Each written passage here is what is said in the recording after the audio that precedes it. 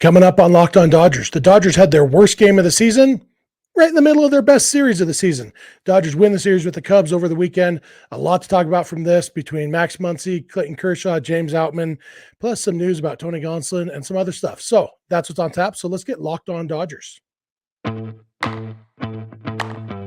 You are Locked On Dodgers, your daily Los Angeles Dodgers podcast. Part of the Locked On Podcast Network, your team every day.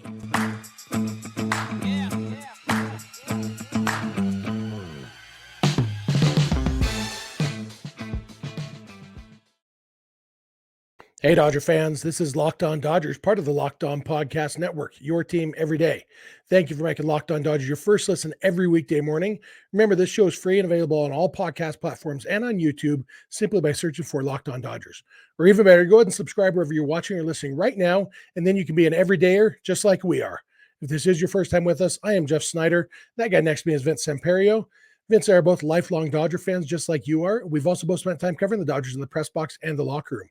So we're not quite insiders, but we bring you the smart fans perspective on our boys in blue every weekday morning. Today's episode is brought to you by Ultimate Baseball GM. Have you ever dreamed of becoming an MLB GM and managing your own baseball franchise? Then this game is definitely for you. To download the game, just visit ultimatebaseballgm.com or look it up on the app stores. Our listeners get a 100% free boost to their franchise when using promo code LOCKEDON in all caps in the game. And Vince, like I said at the top, this was a crazy weekend because Friday's game was the worst game the Dodgers have played all year. One of the worst games they've played in several years, probably. I can't think of, even when they actually got no hit by the Cubs a couple of years ago, that was a close game. You know, this one was nearly a perfect game and they got blown out. So the pitching didn't show up. The offense didn't show up. It was just a disaster of a game. And yet the Dodgers won the series. They won all three other games. Dodgers go 3-1 this weekend with a run differential of 0. They scored the same exact number of runs as the Cubs in the series. But, like we maybe haven't expected from the Dodgers did a good job of spreading those runs around and winning 3 games with them. Yeah, and what we asked for on the close of Friday's episode was hopefully we're talking about a series win on Monday. That's what we're talking about. It was, like I said, Friday.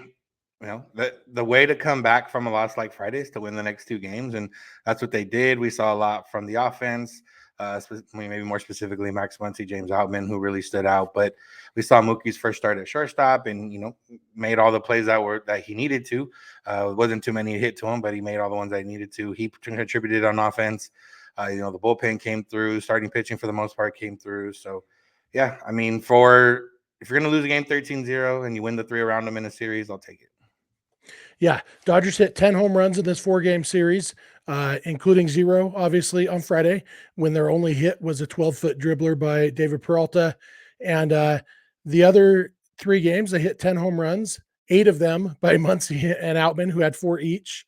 And then Mookie Betts and JD Martinez both had big home runs in Sunday's game. And you and I, one of our favorite topics is what's the best and worst way to lose a series or win a series or whatever. And a 4-game series is different because just winning a 4-game series, there's no bad way to win a 4-game series because it's hard to win a 4-game series. You got to win at least 3 out of the 4. And especially for a team like the Dodgers that hadn't won back-to-back games in 17 days, they were going to have to win back-to-back games at least once, and they did on Saturday and Sunday. But, winning the first game of the series is always fun, and winning the last 2. I think win, loss, win, win. If you take out the part about almost having a perfect game thrown against them on Friday, I think this is the best formula for winning a 4-game. Obviously, the best formula is sweeping the series. But if you're winning 3 out of 4, I think this is my platonic ideal of how to do that. Yeah, if you bookend with a win and a win, I think whatever happens in the middle, not the hugest deal. But when you lose the way they did on Friday and then you win the next 2, then that obviously adds to it. So, yeah, either way, like I said, winning 3 out of 4, not easy in general. To win a 4-game series, there's really only 2 ways to do it, and the Dodgers got it done. Yep. Clayton Kershaw pitched on Sunday and didn't have his best stuff. He said so. Dave Roberts said so. He allowed 2 runs in the first inning. Both of them were unearned, which some interesting little scoring quirks just because obviously Nico Horner's run is unearned because he reached base on an error. But then even though the next run scored on 2 hits, it's also unearned because Bellinger was only at second base because Outman threw home to try to get Horner. So if Horner's not on base, Bellinger's on first base, so he only goes to second or third on the other base hit, so he doesn't score. So both of those runs count as unearned. The only earned run Kershaw allowed was the home run to Yan Gomes. And, on a day that he didn't have his best stuff, to give you 6 innings, 1 earned run, and get the win, give his team a chance to win, and the offense came through for him. I think that's kind of what makes Clayton Kershaw special is the ability to go out and pitch really well on a day that he doesn't have his best stuff. And I think that's part of the reason that this version of Kershaw, 35-year-old Clayton Kershaw, is able to be almost as good as he was in his peak, even though he doesn't have nearly as good of stuff anymore. Yeah, and we talked about this after his last start when he maybe had the best stuff that he's had in a while, of Kershaw kind of being that guy again for this Dodger team. And it's coming off 2 not great Julio starts. Friday was not good at all. The one before that was just okay. So for him to be that guy, and if he wants to become, hopefully he doesn't have to become the stopper, because that means the Dodgers are losing every time before he pitches. But if he wants to be the guy that you can count on for 6 innings every time out, and less 3 or less runs, whatever you want to call, whatever you want to put the parameters on, if he can be that guy for the Dodgers, it makes sense. Slider is still there. It's I think I saw a tweet where it's looking better than it has maybe at any point in his career, or at least some of the numbers are starting to bear out that way. Didn't quite have the curveball like he did in his last start.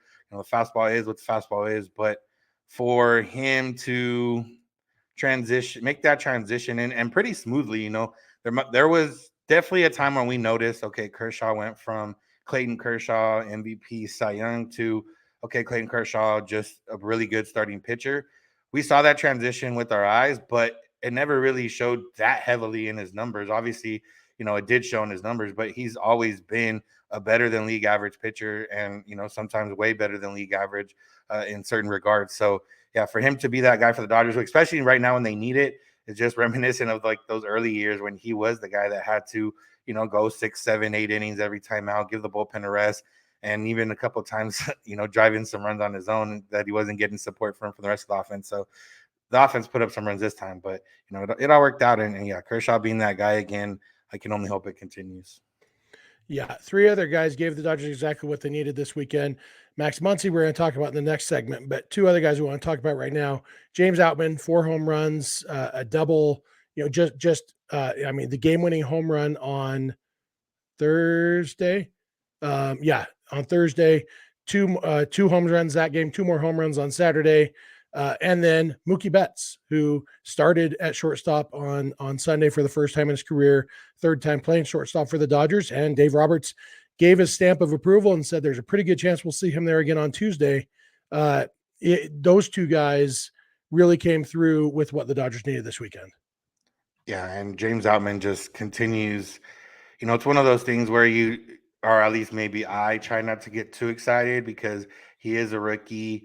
He wasn't that, it wasn't a heralded rookie. He wasn't like a top draft pick. He's a guy that the Dodgers have developed. And, for the most part, you're kind of waiting to see what happens. But, we're deep enough into the season where it might not just be an anomaly. We're not that deep to where you can feel 100% comfortable and thinking, okay, James Outman is this guy. But what you can, gather from what he's done so far is that he's going to be a competitive at bat every time. He's going to, put the ball in play hard. He's been hitting, and it's one of those things where he's not just hitting fastballs. He's not just hitting off-speed pitches. He's hitting both, and he's hitting them hard, and he's hitting them over the wall, and it's working out. And especially it's exactly what the Dodgers need. So for him to be that guy, I mean, his barrel percentage, he's in the 96th percentile. Hard hit percentage, max exit velocity, all that's up there, not in the 90th percentile, but it's red on Baseball Savant. But yeah, for him to be that guy for the Dodgers and kind of what they need, it's been an interesting year. Even Mookie Betts and Freddie Freeman in general, you look at the numbers and they're, pretty good, but you look at what they've done and it impactful, maybe not as much as you might think. Freddie has not so much RBIs, hasn't really had the chance to be as impactful as maybe he wants to be, but Outman's been able to be impactful. And like we mentioned last week, on the offensive side, you get runners on, eventually you're going to start getting some hits out of those, and that's what happened when they loaded the bases. Yeah, for sure. We're going to come back in a minute. We are going to talk more about Max Muncy. He had a great weekend, continuing a great 2-week stretch for him. So thank you for making Locked On Dodgers your first listen every weekday morning, and please keep it Locked On Dodgers. This episode is brought to you by Ultimate Pro Baseball GM.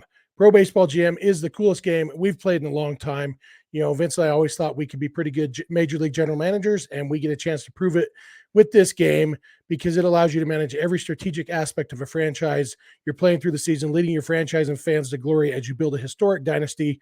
You're responsible for hiring coaches and staff, managing finances, scouting and drafting players, dealing with difficult personalities and injuries, free agency, all the ups and downs of the season. And all of this is in a challenging and realistic game world. Ultimate Baseball GM is completely free and playable offline. Play on the go as you want and when you want to. We have a group put together for all the Locked On MLB hosts, and it is a ton of fun competing against your friends. You can do the same thing. Set up a group with your friends and see who the best general manager is, and get all those bragging rights in your group of friends. And Locked On Dodgers listeners get a 100% free boost to their franchise when using promo code Locked On in the game store. So make sure to check it out. To download the game, just visit probaseballgm.com or scan the code that's on your screen if you're watching on YouTube, or look it up on the app stores. That's probaseballgm.com. Ultimate Baseball GM. Start your dynasty today. All right, we want to thank you again for making Locked On Dodgers your first listen every weekday morning. There's no game today, but when there is a game, be sure to check out SiriusXM on the SXM app. You can search for Dodgers and you can listen to the hometown broadcast of any Dodger game wherever you are on the app, on the SiriusXM radio. It's a great way to follow along with the Dodgers when you can't be watching them on TV. So check out the SXM app. And we are back to talk about Max Muncy, who 2 weeks ago, we did a mailbag episode a couple weeks ago, Vince, and it seemed like most of the questions we got were somewhere along the lines of, why does Max Muncy suck so bad? How much longer are we going to deal with Max Muncy sucking so bad? How come Max Muncy's still in the lineup? His defense is terrible and he can't hit. What are they doing?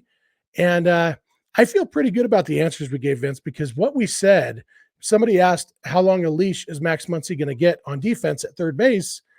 And we said his leash on defense is mostly going to depend on his offense, because when Max Muncy is right, his offense is plenty good to carry, even if he isn't great. And we also said his defense is going to improve. There's been some bad luck. There's been, and both of those things have come true. Muncy's defense has improved.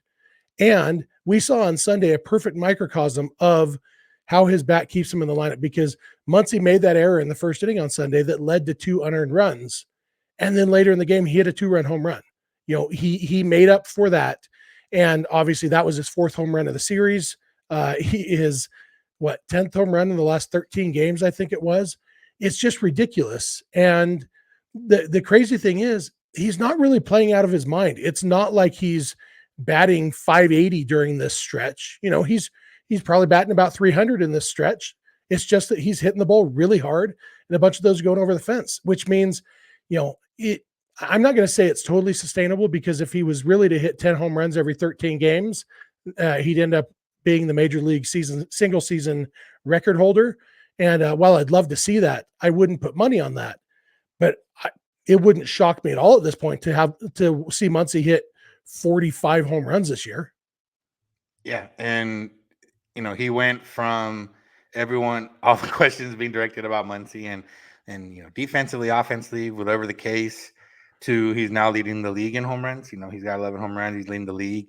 And the biggest change, or the biggest thing that he's looking like Muncy of the past, is he's hitting most of this stuff off of fastballs. And for Muncy, right off the bat, you might think, oh, well, he's not going to keep getting fastballs the way he is hitting. But what you maybe don't know about Max Muncy, if you don't watch or you don't pay attention, is that he has a really good eye at the plate. So he is going to continue to get fastballs, because he doesn't necessarily chase too often, and he does, force the pitcher to throw him pitches before.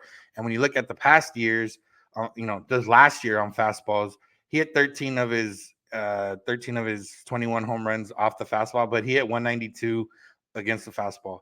And right now he's hitting 367 against fastball with 7 of his 11 home runs off of it. And then you go back to 2021, he hit 307 with 25 home runs. You go back to 2020, he struggled a little bit, and that's the year he struggled. He hit 204 with 11 home runs. You go to 2019, he hit 279 with 25 home runs. You go to 2018, he hit 304 with 24 home runs. So his ability to hit the fastball is where his success comes from. And, whether there's the little kickback, whether it's the confidence, whatever it is, it's all combining to bring him back to years past when he's succeeded.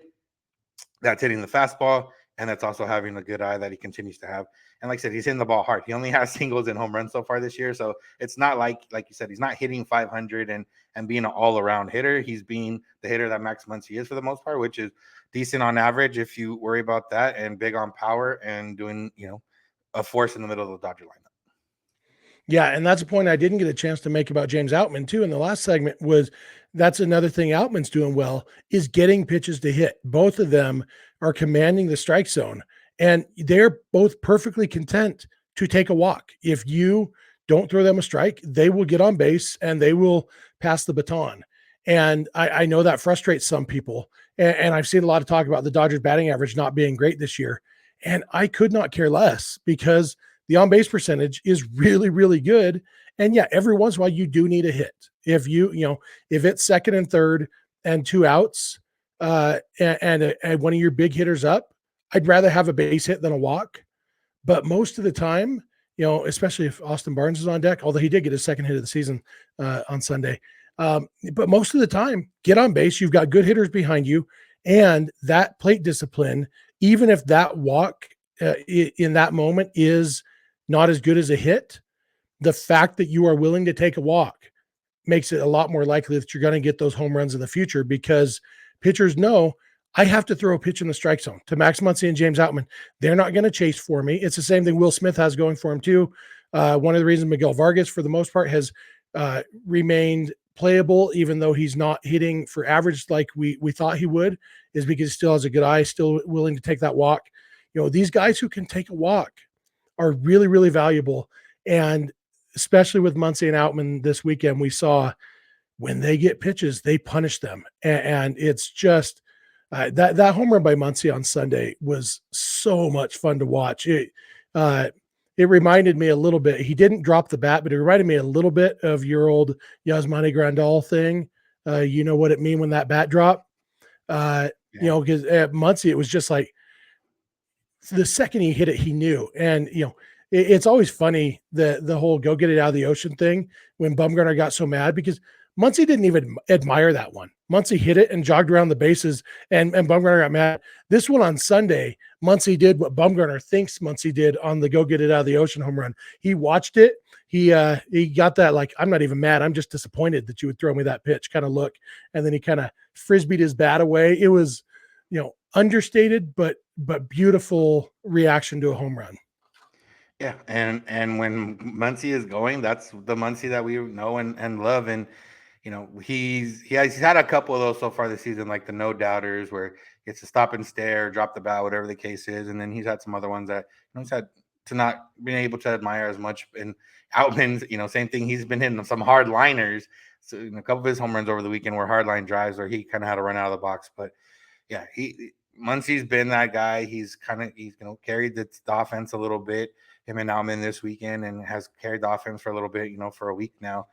And for him to get going, and for him to kind of step up when Will Smith is out, is obviously a big boost, because we still don't know when we're going to see Smith again for the Dodgers.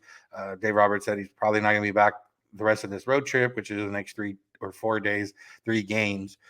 So for him to do that, for us to hit those home runs, it works out. And hey, you rely on the home run, but the home runs won 3 out of 4 this weekend, so you got to take it. Yeah, and Mookie had a big 2-run double in the last inning that gave them some much-needed insurance. And yeah, if he'd hit over the wall, it would have been 3 insurance runs instead of 2. We'll take the double. And extra base hits are great, whether they go over the wall or not. And the Dodgers are doing a bunch of those. We're going to come back in a minute. There's a little bit of news on what the Dodgers plan to do to fill the spot in the rotation left by Michael Grove's injury. So we're going to come back and talk about that and preview the upcoming series against the Pirates a little bit. So thank you again for making Locked On Dodgers your first listen every weekday morning, and please keep it Locked On Dodgers. This episode is brought to you by BetterHelp. getting to know yourself can be a lifelong process, especially because we're always growing and changing. Therapy is all about deepening your self-awareness and understanding, because sometimes we don't know what we want or why we react the way we do until we talk through things.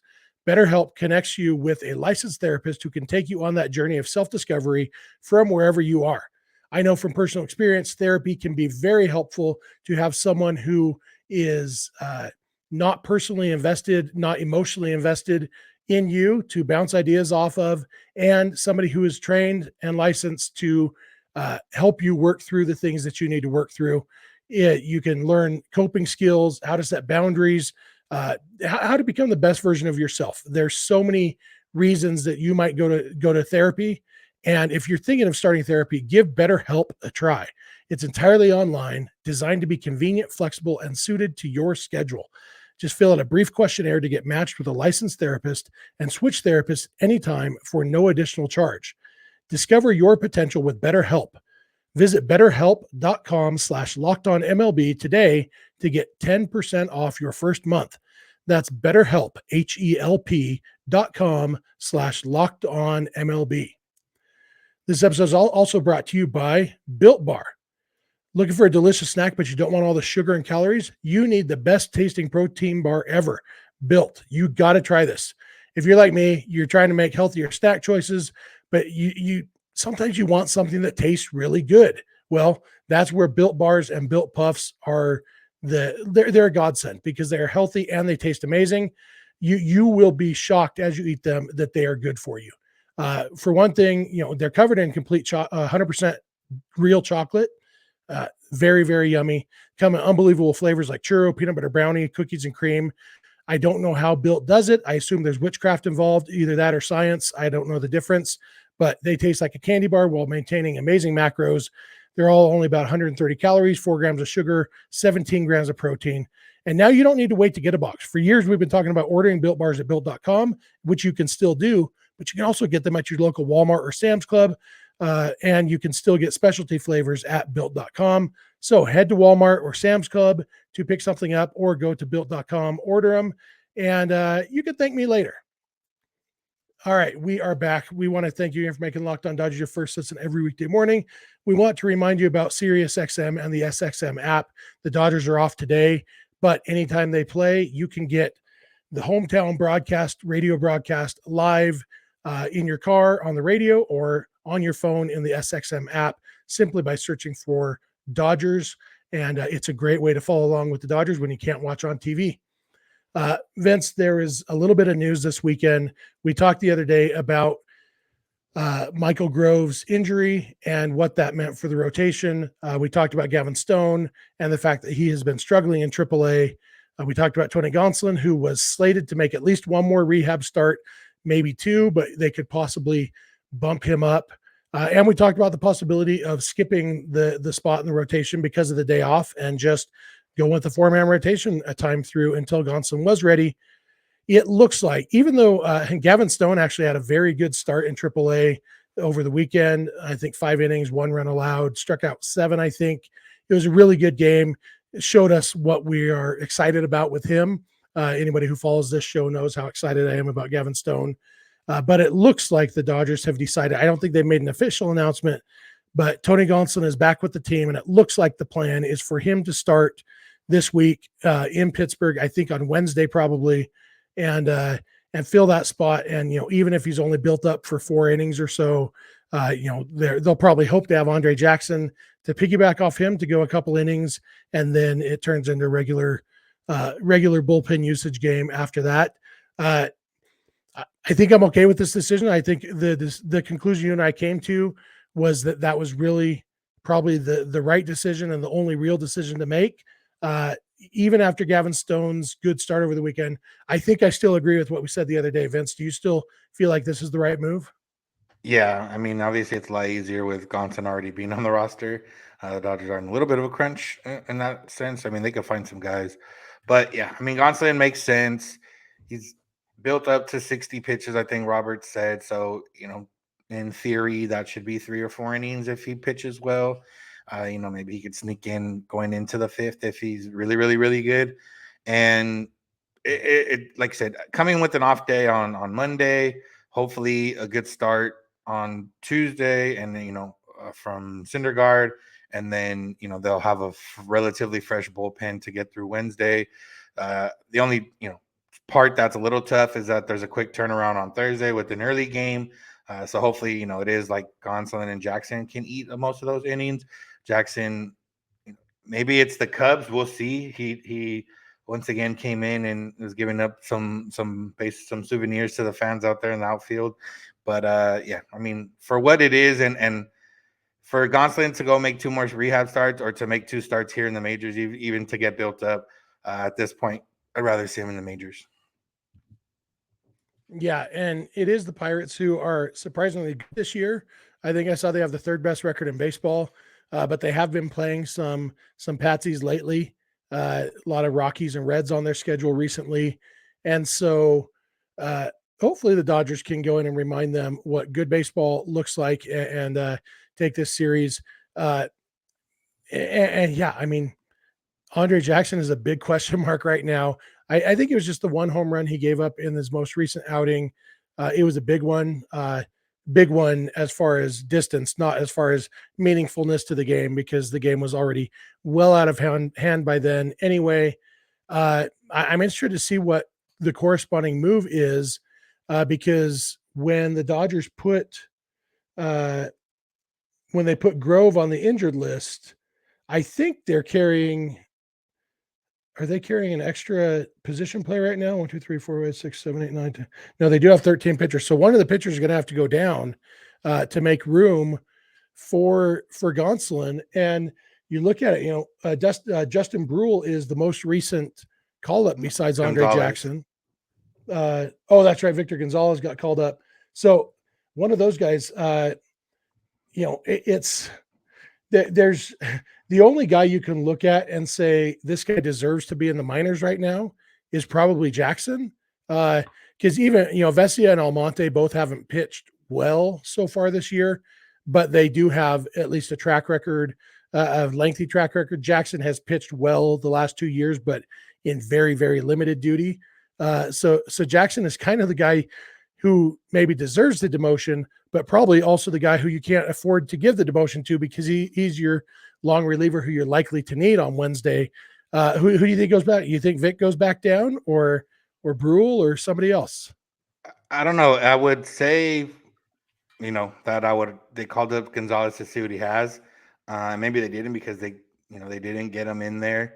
And I thought maybe that 9th inning after Mookie hit that double, maybe they would have tried him in there, but I guess 4 runs is still, not enough of a cushion to try someone out.